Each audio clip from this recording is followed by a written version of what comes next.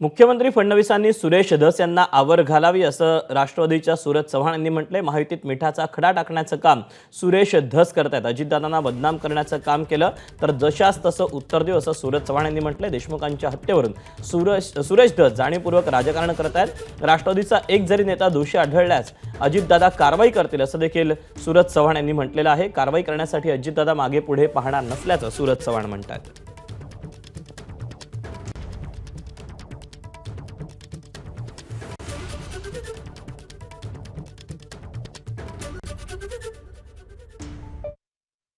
आमदार सुरेश धस साहेबांनी ज्या पद्धतीनं अजितदादावर विनाकारण टीका केली त्यामुळे मी ते ट्विट केलेलं आहे। मला विश्वास आहे की दादा जर कुणी त्याच्यामध्ये दोषी आढळला तर त्याच्यावर कारवाई करायला कुठलीही गय करणार नाहीत, हा विश्वास मला अजितदादावरती आहे।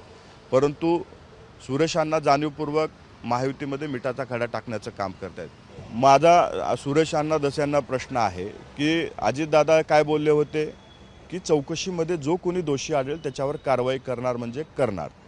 मग चौकशी चालू असताना सुरेश अण्णांनी अजितदादांना का प्रश्न विचारावा, म्हणजे तुमचा गृह खात्यावर विश्वास नाही का की गृहमंत्र्यावर विश्वास नाही, याचं उत्तर अण्णांनी द्यावं।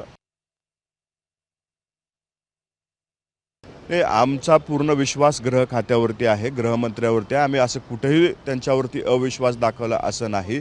परंतु सुरेश अण्णा धस ज्यावेळेस आमच्या नेत्यावर प्रश्नचिन्ह उपस्थित करू शकतात त्यावेळेस मला फक्त त्यांना जाणीव करून द्यायचं होतं की आम्ही सुद्धा असे प्रश्नचिन्ह तुमच्या नेत्यावर उपस्थित करू शकतो, म्हणून तशा पद्धतीचं ट्विट मी टाकलेलं आहे।